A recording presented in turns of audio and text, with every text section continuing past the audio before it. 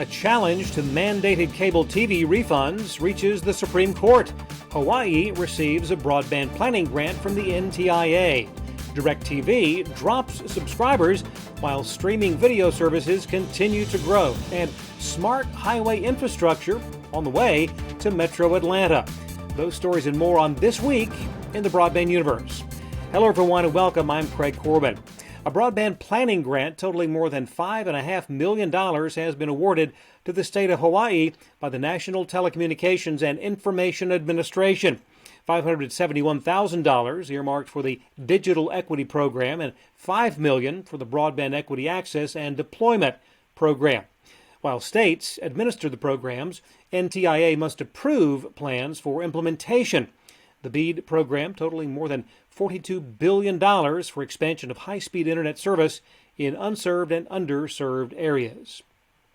Mandated cable bill refunds are at the center of a case now before the Supreme Court. A Maine law requires cable operators to rebate a prorated portion of its monthly charge when a subscriber cancels cable service mid-month. Charter Communications, operating as Spectrum Northeast, challenged the rebate as rate setting by the state in violation of the Cable Act. The First U.S. Circuit Court of Appeals rejected that appeal in a judgment stating that a rebate requirement is not a rate regulation, and we will certainly follow any action on this case taken by the Supreme Court. Third quarter results for DirecTV, not good. A report by credit rating agency Fitch Ratings showed that roughly 500,000 subs were lost, leaving the satellite company with 13.3 million customers. AT&T spun off DirecTV last year with subscriber numbers no longer publicly reported. Discouraging news as well for Bally Sports, with linear subscribers down 10% year over year, cash flow at half of 2022 projections.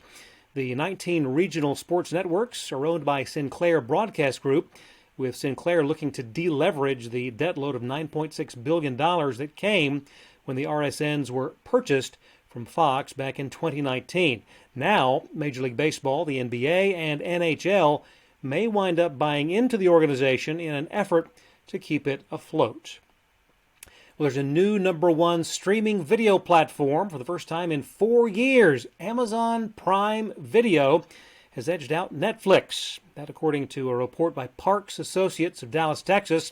The report also revealing that 83% of broadband households in the U.S. have at least one over-the-top service.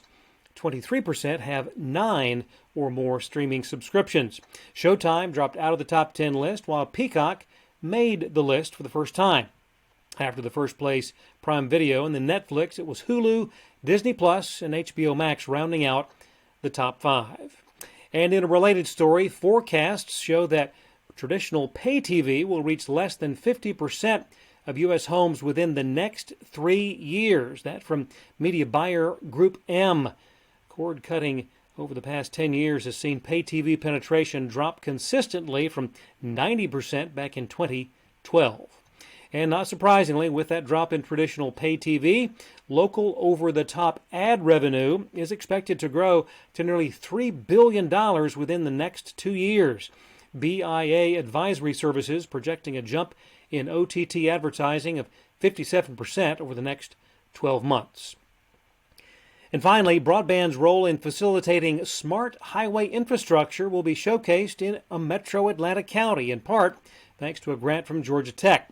Gwinnett County will utilize 200 miles of fiber optic cable and 750 traffic signals for connected vehicle technology.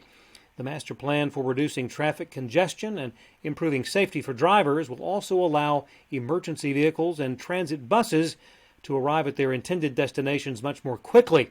Drivers will be alerted via smartphones.